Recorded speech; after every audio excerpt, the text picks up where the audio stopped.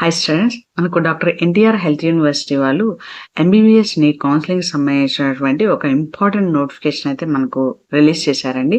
Web options సంబంధించి దాని గురించి కంప్లీట్ డీటెయిల్స్ మనం ఈ వీడియోలో మాట్లాడుకున్నాము. అంతే.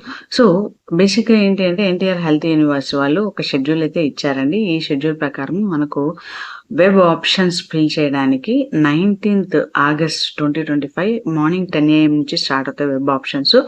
Up to 5 PM of 22nd August వరకు ఇచ్చారు. ఈ టైం పీరియడ్ లోపల మీరు అందరూ కూడా వెబ్ ఆప్షన్స్ అనేది మీరు సెలెక్ట్ చేసుకోవాలి.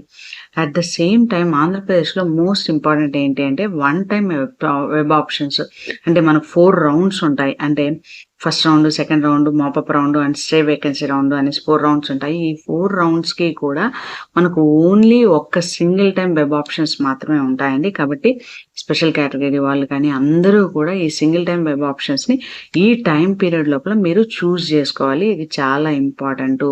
మళ్ళీ మీరు ఆప్షన్స్ని చాయిసెస్ని మీరు చేంజ్ చేయడానికి కానీ కుదరదు. సో ఇక్కడ ఇచ్చినటువంటి ఈ వెబ్సైట్లో మీరు వెబ్ ఆప్షన్స్ని ఫిల్ చేయాలన్నమాట.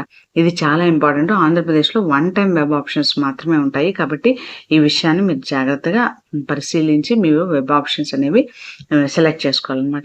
తర్వాత ఎన్ని కాలేజెస్ ఉన్నాయి, అసలు ఏ క్యాండిడేట్స్ వెబ్ ఆప్షన్స్ సెలెక్ట్ చేసుకోవాలి.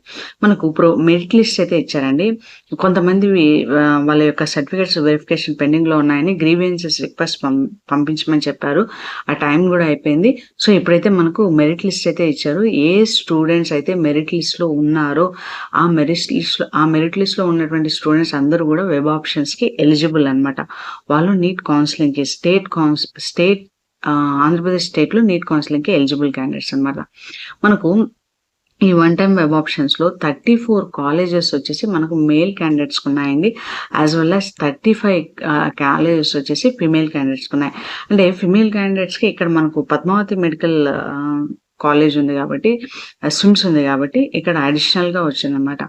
కాకపోతే ఈ అందరూ కూడా అన్ని కాలేజెస్లో వెబ్ ఆప్షన్స్లో మ్యాండేటరీగా ఫిల్ చేయాలండి. అంటే ఇంక్లూడింగ్ ద మైనారిటీ కాలేజ్లో సహా మీరు వెబ్ ఆప్షన్స్లో ఇవ్వాలన్నమాట. ప్రియారిటీ ఆర్డర్ అనేది ఇవ్వాలి. ఇది ఖచ్చితంగా ఇవ్వాలి. ఇలా ఇవ్వడం అనేది మ్యాండేటరీ.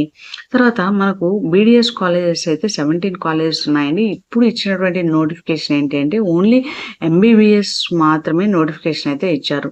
సో ఈ ఆప్షన్స్ అన్నీ కూడా మీరు ఎంబీబీఎస్ కోసం మాత్రమే ఫిల్ చేస్తున్నారు. బీడిఎస్కి సపరేట్గా 17 కాలేజెస్కి మళ్ళీ మీకు సపరేట్ నోటిఫికేషన్ అనేది ఉంటుంది. ప్రస్తుతం ఉన్నది ఏంటి అంటే ఎంబీబీఎస్ సంబంధించినటువంటి వెబ్ ఆప్షన్స్ అనమాట. సో ఇక్కడ ఈ కౌన్సిలింగ్లో అన్నీ కూడా web options, one time web options అన్ని ఒక్కసారి మాత్రమే స్టూడెంట్స్ ఫిల్ చేస్తారనమాట. స్పెషల్ కేటగిరీ స్టూడెంట్స్ కూడా ఇదే పీరియడ్లో వాళ్ళ స్పెషల్ కేటగిరీ ఏదైతే ఉంటాయో ఆ కేటగిరీ స్టూడెంట్స్ కూడా ఇప్పుడే వెబ్ ఆప్షన్స్ని ఫిల్ చేయాలి. మళ్ళీ వెబ్ ఆప్షన్స్ అనేవి ఓపెన్ అవ్వవు. సో ఈ విషయాన్ని మీరు జాగ్రత్తగా దృష్టిలో పెట్టుకొని వెబ్ ఆప్షన్స్ని ఫిల్ చేయండి. సో మనకు వెబ్ ఆప్షన్స్లో మోస్ట్ ఇంపార్టెంట్ ఏంటి అంటే మనకు కొన్ని ఇంపార్టెంట్ రూల్స్ అయితే ఇచ్చారు. So one of the important rule ఏంటి అంటే మెరిటోరియస్ రిజర్వ్డ్ క్యాండిడేట్కి ఒక సీట్ అనేది ఉంటుంది. దీనికి సంబంధించి అసలు meritorious reserved candidate MRC seat అంటే ఏంటి అంటే దీనికి సంబంధించినటువంటి ఒక చిన్న ఎగ్జాంపుల్ కూడా వీళ్ళు ఇచ్చారు. సో ఫర్ ఎగ్జాంపుల్ ఒక ఎస్సీ క్యాండిడేట్ ఉన్నాడు. ఈ ఎస్సీ క్యాండిడేట్ ఏం చేశారు అంటే options choice filling web options ఇచ్చారు. 1, 2, 3, 4 అనేటువంటి వెబ్ ఆప్షన్స్ ఇచ్చారు. ఇందులో 4th కాలేజ్ అతనికి ఏముంది అంటే GMC college, Guntur medical college ఉంది.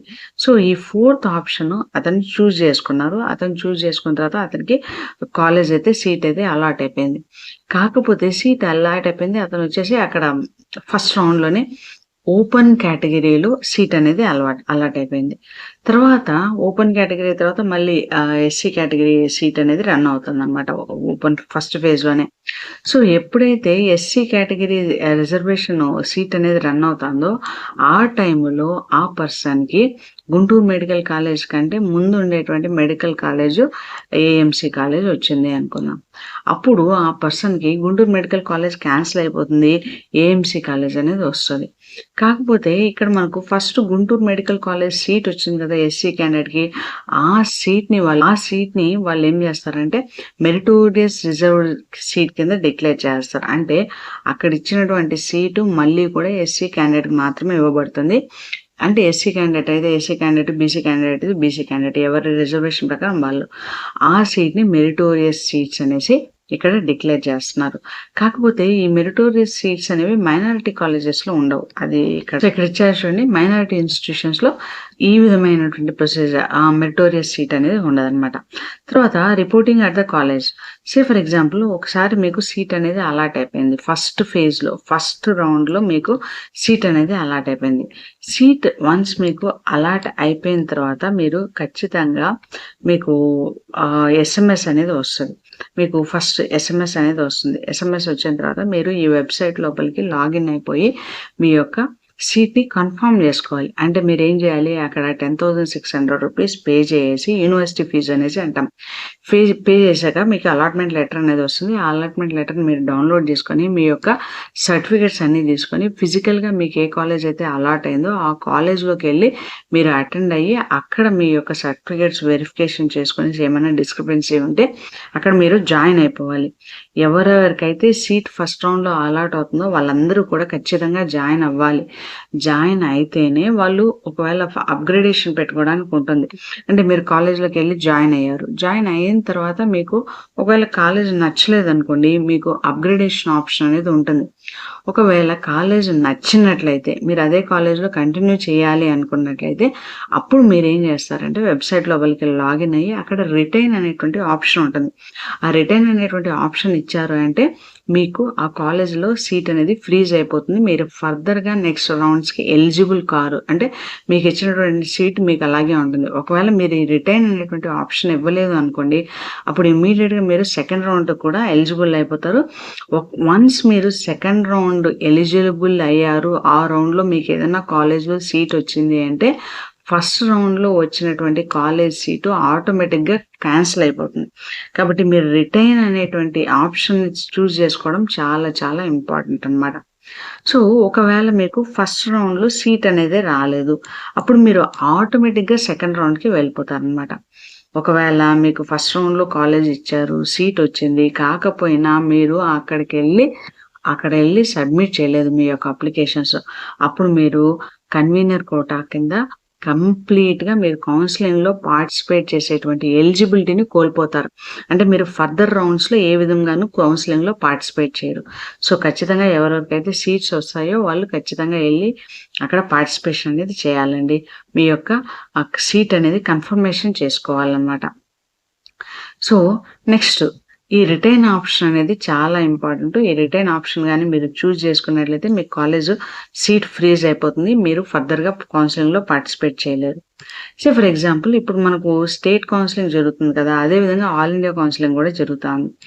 ఒకవేళ మీకు మంచి ర్యాంక్ వచ్చి మీకు ఆల్ ఇండియాలో ర్యాంక్ ఫస్ట్ స్టేట్ కౌన్సెలింగ్‌లో మీకు సీట్ వచ్చేసింది. మీరు అక్కడికి వెళ్ళిపోయారు, జాయిన్ అయిపోయారు. ఆ తర్వాత ఆల్ ఇండియా రౌండ్ 2 అనేది మనకు స్టార్ట్ అవుతుంది. ఆల్ ఇండియా రౌండ్ 2లో మీకు అక్కడ కూడా మంచి సీట్ వచ్చింది. అప్పుడు మీరేం చేస్తారు? ఆల్ ఇండియా కౌన్సెలింగ్‌లో ఉండేటువంటి సీట్ కాలేజ్‌కే ఎళ్ళాలి అనుకుంటున్నారు. అప్పుడు మీకు ఎగ్జిట్ అనేటువంటి ఆప్షన్ ఉంటది. అంటే మీకు వెబ్‌సైట్‌లో ఎగ్జిట్ అనేటువంటి ఆప్షన్‌కి టైమ్ పీరియడ్ అనేది ఇస్తారు. ఆ టైమ్ పీరియడ్‌లో మీరు స్టేట్ కౌన్సెలింగ్‌లో నుంచి ఎగ్జిట్ అయిపోయి మీరు మొత్తం అన్ని సర్టిఫికేట్స్ అన్నీ తీసుకునేసి మీరు హ్యాపీగా ఆల్ ఇండియా కాలేజ్‌లో మీకు ఏ కోటాలో అయితే ఏ కాలేజ్‌లో అయితే వచ్చిందో అక్కడ జాయిన్ అయిపోవచ్చు. సో, ఇది చాలా ఇంపార్టెంట్ రూల్ అండి. సో, వన్స్ మీరు స్టేట్ కోటాలో చేస్తూ ఉన్నప్పుడు మీకు ఆల్ ఇండియా కోటాలో మీకు వచ్చింది అంటే మీరు ఖచ్చితంగా ఎగ్జిట్ ఆప్షన్‌ని తీసుకోవచ్చు. వన్స్ నోటీస్ పీరియడ్ దాటిన తర్వాత మీరు ఎగ్జిట్ ఆప్షన్ తీసుకోలేరు. నోటీస్ పీరియడ్‌లోనే ఎగ్జిట్ ఆప్షన్‌ని మీరు తీసుకోవాలి. సో, ఇప్పుడు ఫేజ్ 2 కౌన్సెలింగ్ ఉంటుంది.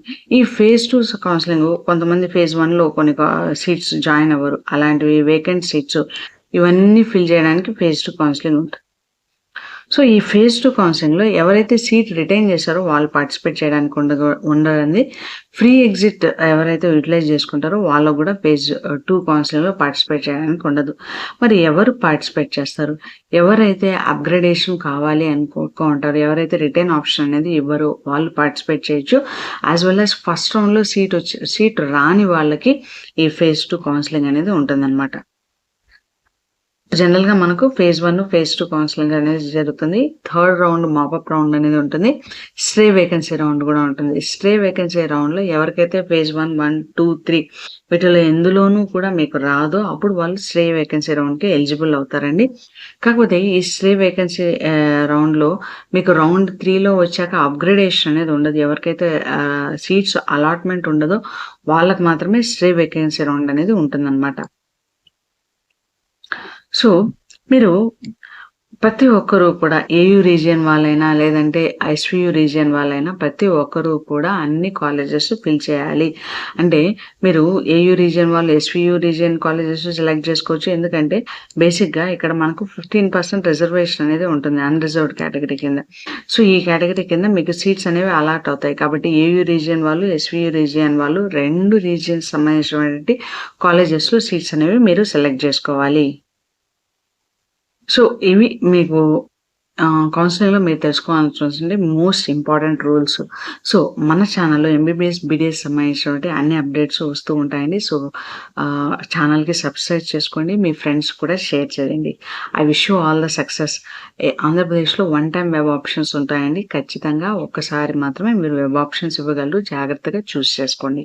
సో, నేను ఇంకా ఎటువంటి కాలేజెస్ మీకు ప్రియారిటీ ఇస్తే బావుంటుంది అని చెప్పేసి ఒక ఈ టిప్స్ సంబంధించినటువంటి ఒక వీడియోని కూడా ప్రిపేర్ చేశానండి. ఆ వీడియో లింక్‌ని మీకు ఎండ్‌లో ఇస్తాను.